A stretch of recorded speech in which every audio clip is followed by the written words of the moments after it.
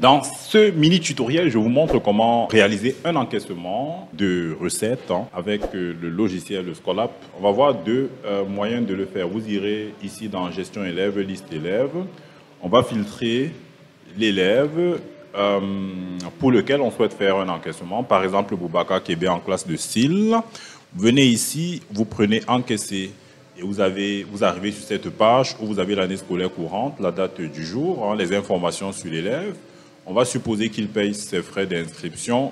Donc déjà, si vous n'avez pas encore regardé la vidéo sur la catégorisation des recettes et puis la programmation des recettes pour chacune des classes, deux liens dans la description pour vous aider à pouvoir faire ça. Ici, on va mettre le montant. Il paye par exemple 15 000 francs. C'est ce qui est requis pour l'inscription de sa classe.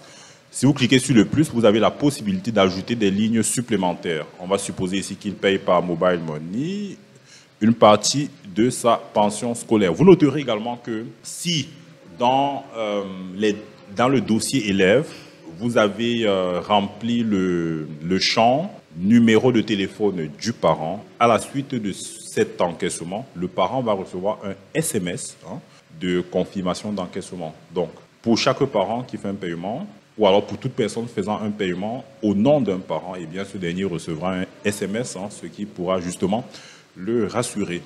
Donc, vous allez venir cliquer ici sur le bouton enregistrer. Ensuite, vous avez un résumé de l'opération en cliquant sur l'impression, sur le bouton imprimer reçu. Vous avez ce reçu qui est imprimé. On va le visualiser rapidement. Dans l'entête, du moins la première partie du reçu, c'est la copie de l'établissement, n'est-ce pas? Et puis, la deuxième partie, ça, c'est la copie du parent d'élève, qui comporte donc des informations sur le nom de l'élève, son matricule, la classe, le numéro du document. Voilà les deux opérations qui ont été faites, l'inscription et puis la première tranche de la pension scolaire. Et vous avez ici en dessous un récapitulatif de la situation financière, les engagements, c'est ce qu'on a sur cette colonne, la partie déjà payée, et puis ici le montant restant. Donc voilà, qui permettra aux parents d'avoir comme ça un document qui va lui rappeler les engagements qu'il a vis-à-vis de l'école. Donc ça, c'est la première façon d'enregistrer une transaction.